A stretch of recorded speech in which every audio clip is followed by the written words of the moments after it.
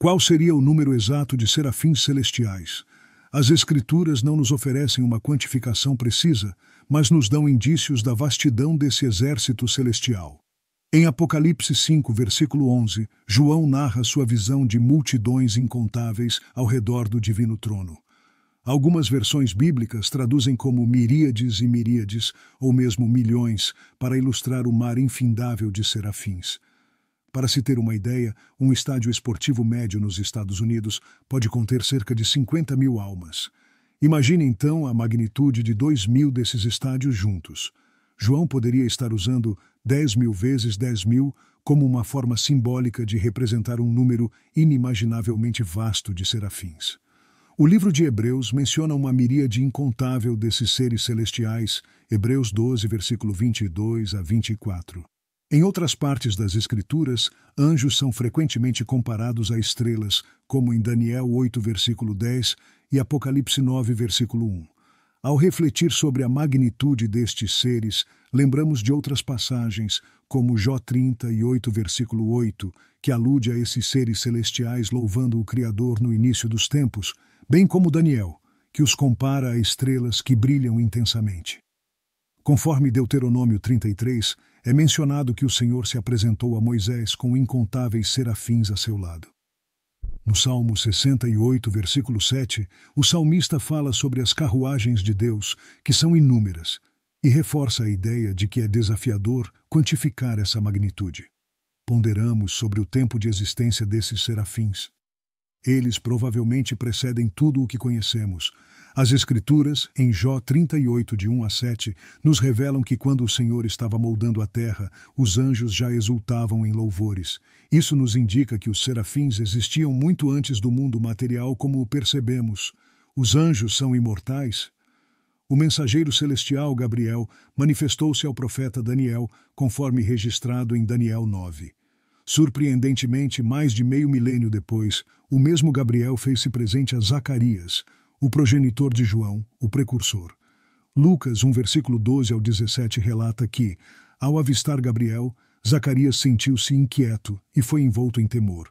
Contudo, o celestial assegurou-lhe: "Não temas, Zacarias, porque seu clamor ascendeu ao céu e sua consorte Isabel gerará um descendente. Seu nome será João e trará contentamento e júbilo. Muitos exultarão com seu advento, pois ele será ilustre diante do Altíssimo. Evitará bebidas inebriantes e será preenchido pelo Espírito Santo, ainda no ventre materno. Ele guiará inúmeros israelitas ao Senhor, o Eterno, avançando com a virtude e o vigor de Elias, reconduzindo a conexão entre pais e filhos, e os refratários à sensatez dos justos, traçando o caminho para o Mestre." Lucas 20, versículo 36 nos ensina que não enfrentarão a morte novamente, pois são como anjos e são descendentes do divino, frutos da ressurreição. Os anjos, em sua natureza espiritual, não compreendem o sofrimento físico ou a impermanência da vida. Um dia, também estaremos livres dessas aflições e, juntamente com os anjos, desfrutaremos da perenidade no domínio celestial do Criador. Embora os céus estejam repletos de maravilhas e mistérios, Hebreus 1, versículo 14, destaca a divina função dos anjos como espíritos servidores. Eles são enviados pelo Senhor para amparar e proteger os futuros herdeiros do reino celestial. Essa natureza sublime permite que estejam constantemente diante do trono divino. Porém, é imperativo lembrar que, embora majestosos, os anjos não compartilham das características infinitas de Deus. Por exemplo, não têm a capacidade de estar simultaneamente em todos os lugares, um atributo único do Senhor, que está em toda parte, onipresença. Ao passo que os anjos são poderosos, seu poder é derivado de Deus e não é autônomo. Sua sabedoria, embora extensa, não é total. Os anjos, conforme mencionado por Jesus em Mateus 24, versículo 35 e 36, não conhecem o momento exato do seu retorno glorioso. Apenas o Pai detém tal conhecimento, observando o fim desde o princípio. Os anjos são seres distintos, cada um com seu propósito e tarefa definida pelo Criador.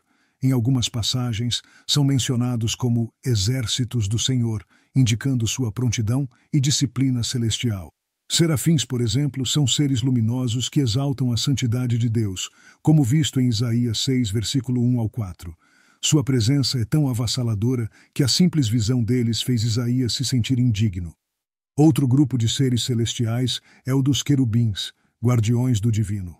Após a queda da humanidade no Jardim do Éden, foi um querubim que, com sua espada flamejante, protegeu a árvore da vida, conforme Gênesis 3, versículo 20 ao 24.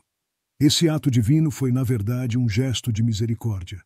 Impedindo o acesso à árvore, Deus evitou que Adão e Eva permanecessem eternamente em seu estado pecaminoso. Deus, em sua infinita graça, providenciou salvação para Adão e Eva por meio do sacrifício de um ser vivo. Esta imagem de redenção ressoa em toda a Escritura. Os querubins, figuras majestosas, são mencionados diversas vezes nas Escrituras. Depois que o homem foi afastado do Éden, esses seres divinos foram designados para proteger a entrada do paraíso. Em sua maioria, eles são associados à Arca da Aliança, onde representações de querubins, de ouro, adornavam a tampa. Esta tampa, feita de madeira de acácia, deveria ser revestida de ouro puro e tinha anéis laterais para transportá-la. Esta tampa era chamada de propiciatório, e era aqui que Deus manifestava sua presença, sendo vista por Israel como o trono terrestre de Deus. Samuel 4, versículo 4 diz: Assim os israelitas enviaram a Siló e trouxeram de lá a arca da aliança do Senhor dos Exércitos, que está entronizado entre os querubins.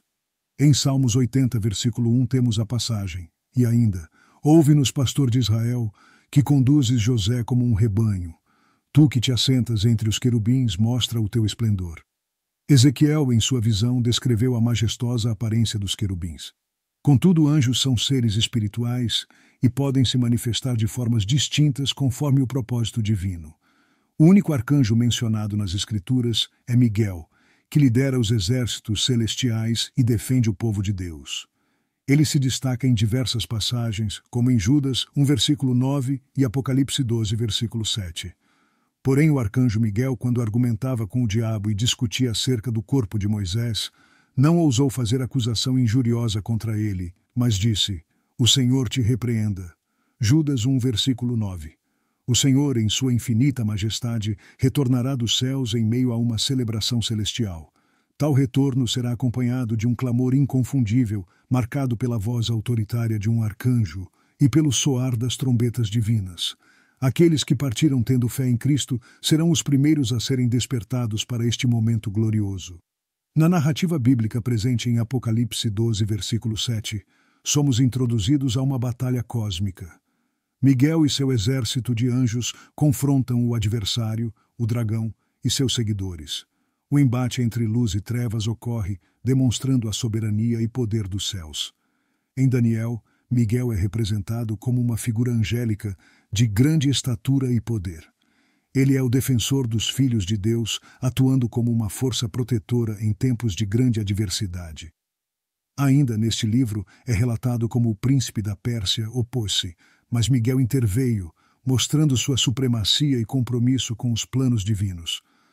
Os anjos, seres magníficos criados pelo Altíssimo, são eternos, como Lucas 20, versículo 34 a 36 nos ensina. Eles não são sujeitos à morte, pois vivem na presença constante de Deus e são seus mensageiros. Entretanto, apesar de suas características singulares, não são objetos de adoração. Mesmo quando, por sua grandiosidade, são confundidos como dignos de louvor, eles rapidamente direcionam tal adoração ao único merecedor, o Senhor. Em Isaías 14, versículo 12 ao 14, testemunhamos a lamentável queda de um ente celestial, frequentemente referido como Lúcifer ou Estrela da Manhã. Este ser, uma vez magnífico e resplandecente, declinou em orgulho e arrogância. Movido por um desejo insaciável de elevar-se acima do próprio Deus, ele almejou uma posição mais elevada, aspirando-se a sentar acima das estrelas divinas e dominar os céus. Com intenções de estabelecer seu domínio nas mais sublimes altitudes, ele desejou superar até mesmo as mais elevadas nuvens e tornar-se supremo. No entanto, a consequência de sua rebelião foi drástica. Como Judas 1, versículo 6 narra, alguns anjos, embora criados para ocupar posições de grande autoridade e poder, Optaram por abandonar sua morada celestial e suas responsabilidades sagradas. Por tal insubordinação e traição, foram confinados em abismos de escuridão, acorrentados eternamente, aguardando o julgamento final que se aproxima. O cenário é um lembrete solene de que até mesmo os seres mais poderosos, quando se desviam de seu propósito divino, enfrentam consequências eternas. A integridade e a obediência ao Criador são essenciais, não apenas para a humanidade, mas também para os seres celestiais. Agradecemos imensamente por dedicar seu tempo para assistir a este vídeo. Se você achou o conteúdo valioso, por favor, considere compartilhá-lo com seus amigos e familiares.